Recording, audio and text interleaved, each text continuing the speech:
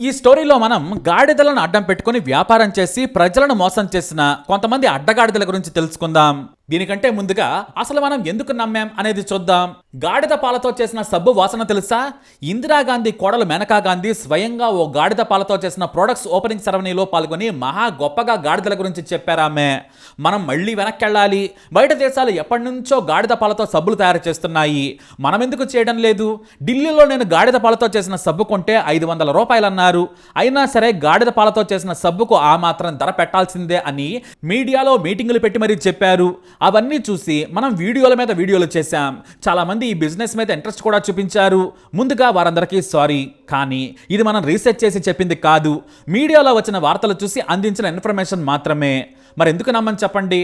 ఓ సంఘం వారు సబ్బులు తయారు చేసి ఏకంగా మేనకా గాంధీకి అమ్ముతున్నామంటే ఎందుకు నమ్మం? గాడిదలను చంపకుండా వాటి పాలతో సబ్బులు తయారు చేస్తే మీ అందం 3 పెరుగుతుందని మేనకా గాంధీ చెప్పారు. అంతేనా? మీకు నమ్మకం లేకపోతే ప్రపంచ అందగత్తె ఈజిప్ట్ రాణి క్లియోపాత్ర కూడా గాడిద పాలతో చేసిన సబ్బులతో స్నానం చేసేవారు. గాడిద పాలను సేకరించి ఆ పాలను ఓ తొట్టెలో పోయించి ఆ టబ్బులో గంటల సేపు నానేవారు. అందుకే క్లియోపాత్ర అందం వయసుతో పాటు పరిగెత్తి పెరిగిందని సెలవిచ్చారు. మరి గాడిద పాల మజాకా అని చాలా కథలే చెప్పుకున్నాం మనం. కానీ అసలు ఇందులో అసలు గాడిదల తప్పేం లేదు. మనిషి రూపంలో ఉన్న అడ్డగాడిదలే సిసల కారకులు. మరి ఆ అడ్డగాడిదలు ఎవరో చూద్దాం. ఆశ ఉండడంలో తప్పు లేదు, కానీ నమ్మకానికి దూరంగా ఉన్న వాటిని కూడా డబ్బు విషయంలో నమ్ముతూ ఉంటారు కొంతమంది. చివరకు మోసపోయామని లబోదిబ్బమంటారు. ఈ మాట ఎందుకు చెప్పాల్సి వచ్చిందంటే, తమిళనాడుకు చెందిన ఓ అడ్డగాడిదున్నాడు. వాడి పేరు ఒలగనాథన్. వీడికి అసలు చదివే అబ్బలేదు. 7th ఫెయిల్ 6th పాస్ అన్న టైపు. ఈ అడ్డగాడిద ఓ వ్యాపారం మొదలు పెట్టాడు. అదే ది డాంకీ ప్యాలెస్. వీడికి ఈ కంపెనీ పేరు స్పెల్లింగ్ కూడా రాయడం రాదు, కానీ పేరు రిచ్గా ఉండాలని తెలిసిన వాళ్ళతో పేరు పెట్టించాడు. వీడి 7th క్లాస్ బ్రెయిన్కి మోసం చేయడం మాత్రమే తెలుసు. వాడికున్న తెలివికి కష్టపడి డబ్బు సంపాదించలేడు. చేసినా కూడా అది తినడానికి కూడా సరిపోదు. కానీ వీడి ఆశ ఏంటంటే కోట్లు సంపాదించాలి, ఖరీదైన కారులో తిరగాలనుకున్నాడు. అందుకే ది డాంకీ ప్యాలెస్ అని పెట్టాడు. పేరులోనే ఉంది కదా గాడిదల వ్యాపారం అని. కాకపోతే గాడిదలను ప్యాలెస్లో పెడతానని చెబుతున్నాడన్నమాట. అయితే వీడి టార్గెట్ ఏంటంటే అమాయకులను వెర్రి గాడిదలను చేసి డబ్బు కొల్లగొట్టడమే వీడి వృత్తి. ఇందుకు గాడిదలను వాడుకున్నాడు. అలా తమిళనాడులోని తిరువల్వేలులో గ్రాండ్గా ఈ గాడిదల వ్యాపారం మొదలు పెట్టాడు. ఆ తర్వాత వీటి మీద వీడియోలు చేసి ప్రచారం మొదలు పెట్టాడు.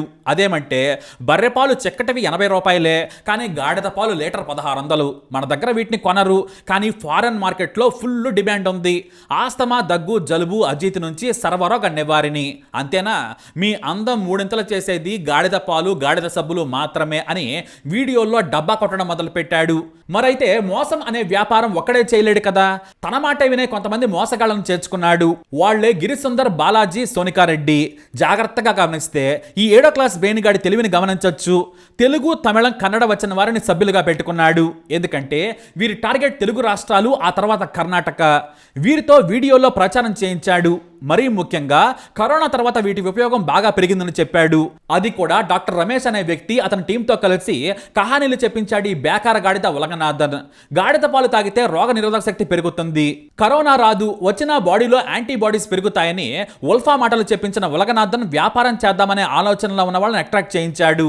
ఈ డాంకీ ప్యాలెస్, డాంకీ వీడియోలు తెగ వైరల్ అయ్యాయి. ఎందుకంటే గాడిదలు, వాటి వ్యవహారం, పాల సేకరణ చూపించి ఫారెన్ లో మన గాడిదలకు ఉన్న డిమాండ్ ఎక్కడా లేదు. వీటి ద్వారా కోట్ల రూపాయలు సంపాదించవచ్చు. వచ్చిన డబ్బును చేత్తో లెక్కించడం చాలా కష్టం. మీరు ఖచ్చితంగా మనీ కౌంటింగ్ మెషిన్స్ తెచ్చుకోవాల్సిందే అని ఓదరగొట్టాడు ఒలగనాథన్. ఆ తర్వాత చిన్నగా తన 7వ క్లాస్ తెలివిని బయట పెట్టాడు. మీరు కూడా వ్యాపారం చేయాలనుకుంటున్నారా? అయితే గాడిదలతో మీరు కూడా చేయొచ్చు, కోట్లు సంపాదించవచ్చు. మేము విదేశాలకు గాడిద పాలను ఎగుమతి చేస్తున్నాం, మాకు మార్కెట్ కూడా తెలుసు. మీరు కూడా వ్యాపారం పెడతామంటే ఫ్రాంచైజీ ఇస్తాం, పాలు సేకరించే బాధ్యత మాదే, గాడిదలను కూడా మేమే కొని పెడతామని సోషల్ మీడియాలో ప్రచారం చేయించారు. దీంతో చాలా మంది ఆ వీడియోలను చూసి వారిని అప్రోచ్ అయ్యారు. అంతే, ఒక్కసారిగా ఎవరైనా వివరాలు తెలుసుకుందామని సరదాగా కాల్ చేసినా సరే వెంటనే వీళ్ళ టీం రంగంలోకి దిగుతుంది. మీరు వద్దన్నా సరే వెంటపడి ఎక్కడ ఉన్నా సరే పరిగెత్తుకొచ్చేస్తారు. అలా తమిళనాడులో, ఆంధ్రప్రదేశ్, తెలంగాణ, కర్ణాటకలో గాడిదల వ్యాపారం మీద ఉన్న ఉత్సాహంతో వివరాల కోసం వెళితే క్షవరం చేసేశారు. అదేమంటే ఈ అడ్డగాడిద ఒలగనాథన్ స్వయంగా రంగంలోకి దిగి తన టీంతో దిగుతాడు. ఇక మోసపు కథ నడుపుతాడు. ఎందుకంటే మోసమే వాడి వృత్తి. మన తెలుగు రాష్ట్రాల్లో 100 మందికి పైగా ఉన్నారు. 4 రాష్ట్రాల్లో 400 మందితో గాడిద గాడిదల ప్యాలెస్ వ్యాపారం అంటూ తెలివి తక్కువ వారిని చేసి చెవిలో పూలు పెట్టాడు. గాడిదలతో వ్యాపారం చేస్తారంటే చేస్తాము, గాడిదలతో వ్యాపారం చేయమంటే సరే మేము మా ఊళ్ళో సొంతంగా కొనుక్కుంటామన్నారు మన తెలుగు వాళ్ళు. కానీ మన లోకల్ గాడిదలు సరిగ్గా పాలివ్వవు, రోగాలను తట్టుకుని నిలబడలేవని డాక్టర్ రమేష్ అనే ఓ వెధవ డాక్టర్తో చెప్పించారు. గుజరాత్లో అయితే నాణ్యమైన గాడిదలు దొరుకుతాయని చెప్పారు. మన దగ్గర గాడిదలు మహా అయితే 40,000, కాస్త మంచివి 50,000. కానీ ఈ పుండాకొర్లు ఏకంగా గుజరాత్ గాడిదలని చెప్పి 80,000 నుంచి 130,000 వరకు ఖర్చు పెట్టించారు. ఇక కోట్లు సంపాదించేద్దామని కొంతమంది అప్పులు తెచ్చి మరీ ఈ వ్యాపారంలోకి వచ్చారు. ఒక్కొక్కరితో మినిమం 30 గాడిదలు కొనిపించాడు ఈ ఉలగనాథన్. అంతేకాదు ఫ్రాంచైజీ డిపాజిట్ కింద 5 లక్షల రూపాయలు. ఇక గాడిదలకు ప్యాలెస్ లాంటి వసతులు లేకుంటే పాలివ్వవు, పూరా నష్టం వస్తుందని బెదిరించి 10 లక్షలు ఖర్చు పెట్టించాడు. దాని నిర్మాణం కూడా మనోడిదే. అంతేకాదు గాడిదలకు జ్వరం వచ్చినా సుస్థి చేసినా మందులు వేయాలి, అందరూ వైద్యం చేయలేరు అని ఏకంగా గాడిదల స్పెషలిస్ట్ డాక్టర్ గాడిద బిరుదు పొందిన రమేష్ కు డబ్బులు కట్టించాడు. ఇలా రకరకాల పద్ధతుల్లో దానా నుంచి పానీ వరకు శాంతం డబ్బులు పెట్టించాడు. అలా 30 లక్షల టార్గెట్ తో వ్యాపారంలోకి దిగిన వీరు ఎంత వీలైతే అంత లాగేశారు. కొంతమంది ₹1,00,00,000 వరకు పెట్టారు. మొత్తానికి గాడిదలు కొని షెడ్యూల్ వేసి కొత్త వ్యాపారం మొదలు పెట్టారు. 4 నెలల పాటు గాడిద పాలు ఇస్తే వాటిని సేకరించారు.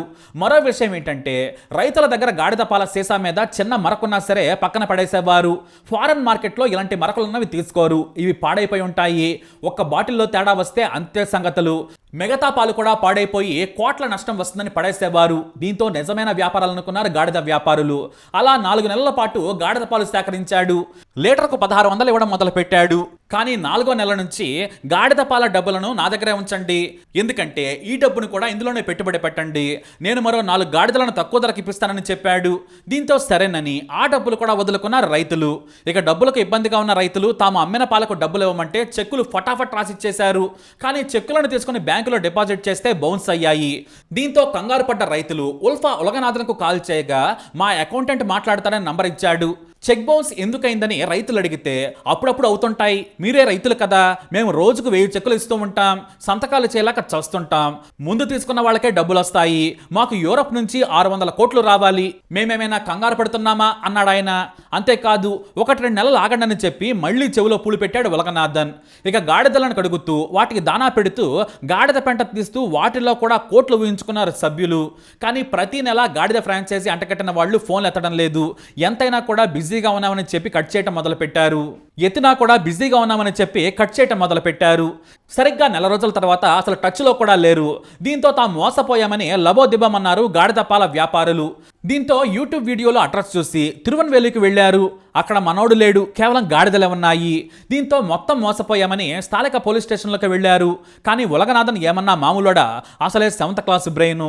లోకల్ పోలీసులకు బాగానే లంచాలు ఇచ్చినట్లుంది, వారి కేసును పట్టించుకోలేదు.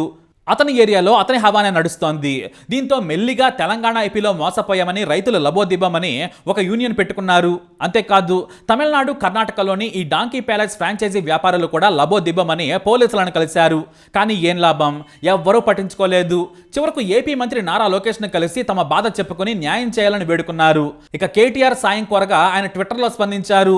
తెలంగాణ ప్రభుత్వాన్ని కూడా తమను ఆదుకోవాలని కోరారు. దీంతో పోలీసులు కేసు నమోదు చేసి ఉలగనాథన్ను అతని సభ్యులైన గిరీష్ సుందర్, బాలాజీ, సోనికారెడ్ల కోసం వేటాడుతూ ఉన్నారు. అసలు గాడిద పాలు లీటర్ 1600 అన్నప్పుడు అనుమానం రావాలి. ఇక దీనికి ఫ్రాంచైజీ ఎందుకు తీసుకున్నారో ఎవ్వరికీ తెలియదు. హాయిగా ఒక్కో గాడిదకు పెట్టిన డబ్బులతో మన దగ్గర నాణ్యమైన గేదెలు వచ్చేవి. డైరీ ఫామ్ పెట్టుకున్నా ఎవరిని బ్రతిమలాడాల్సిన పనే లేదు. కానీ లీటర్కు 1600 అంటే తెగ ఆవేశపడి ఆశపడి నిండా మునిగిపోయారు పాపం. కొంతమంది అయితే ఆస్తులు తనఖా పెట్టి మరీ ఈ వ్యాపారంలోకి దిగారు. ఇలా 400 మంది 100 కోట్లకు పైగా పెట్టుబడులు పెట్టారు. కొంతమందికి 2023 జనవరి నుంచి ఏప్రిల్ వరకు 4-5 లక్షల వరకు చెల్లించాడు. మరో ఏడాది ఇలానే సంపాదిస్తే తమ పెట్టుబడి మొత్తం తిరిగి వస్తుంది, ఆ తర్వాత వచ్చేదంతా కనకవర్షమే అని ఆశపడ్డారు. ఇంకొంతమంది అయితే ఆ 5 లక్షలతో కూడా మరో 5 గాడిదలు కొన్న అమాయకులు కూడా ఉన్నారు. మనోడు ఇచ్చిన GST నంబర్ కథ ఇంకోటి. మీకు పన్నులు లేకుండా ఎలాంటి ట్యాక్సులు కట్టకుండానే పూర్తిగా ఇస్తామని చెప్పాడు. GST నంబర్ అంటూ ఒకటి ఇచ్చాడు, అది కూడా నకిలీదేనని అధికారులు చెప్పడంతో లబోదిబ్బమన్నారు. అయితే ఏపీలోని ఓ అధికారి మోసపోయిన గాడిద పాల వ్యాపారాల గుండెల పగిలేలా ఓ వార్త చెప్పారు. మన దేశంలో అసలు గాడిద పాలతో వ్యాపారం చేసేందుకు అనుమతే లేదు, మీరు వ్యాపారం చేశారు, పైగా మోసపోయామని చెబుతున్నారు. అసలు ఈ విషయం తెలుసా అనడంతో నీళ్లు నమిలారట మోసపోయిన వారు. పాపం లక్షల్లో మునిగి లబోదిబ్బమంటున్నారు. అందుకే గుడ్డిగా దేన్ని నమ్మకూడదు. ఎక్కువ వడ్డీలు ఎక్కువ ఎక్కువ లాభాలు ఎక్కడా రావు. ఎవరైనా చెబుతున్నారంటే అది మోసమే. డబ్బుకు ఆశపోయి ఉన్నది పోగొట్టుకోవద్దు. ఎన్ని మోసాలను చూస్తున్నా కూడా ఏదో ఒక మోసంలో జనం మునుగుతూనే ఉన్నారు. ఇప్పుడు ఉలగనాథన్ అండ్ అడ్డగాడిదలు దొరికినా కూడా లాభం ఏమీ ఉండదు. కొద్ది రోజులకే బెయిల్ వస్తోంది. ఆ తర్వాత కోర్టు పరిధిలోని కేసులకు ఎవ్వరూ ఏమీ చేయలేరు. కాబట్టి న్యాయం చేయడానికి పోలీసులు మోసగాళ్లతో డబ్బులు ఇప్పించే ప్రయత్నం అయితే చేస్తారు. కానీ మన దేశంలో చట్టాలు పైకి స్ట్రాంగ్గా ఉన్నా లోపల చాలా వీక్. జనాల సొమ్ము మన ముందే. మరి గాడిద పాలు తాగితే లాభమని ఎవరైనా చెప్పినా, గాడిద సబ్బు పూసుకుంటే అందం పెరుగుతుందన్న లాగిపెట్టి కొట్టండి. రోజు మనకు దొరికే మనం నమ్మే పాలు తాగితేనే రకరకాల రోగాలు వస్తున్నాయి. మరి గాడిద పాలతో రోగాలు నయమవుతాయి, అందం పెరుగుతుంది అంటే అది తప్పకుండా మోసమే. మరి ఉలగనాథన్ అంటుకో అడ్డగాడిదలను ఏం చేయాలి? మీ అభిప్రాయాన్ని కమెంట్ ద్వారా తెలియజేయండి. ఈ వీడియో అప్డేట్స్ కోసం మా ఛానల్ ఫాలో అవ్వండి. అలాగే తప్పకుండా సబ్స్క్రైబ్ చేసుకోండి.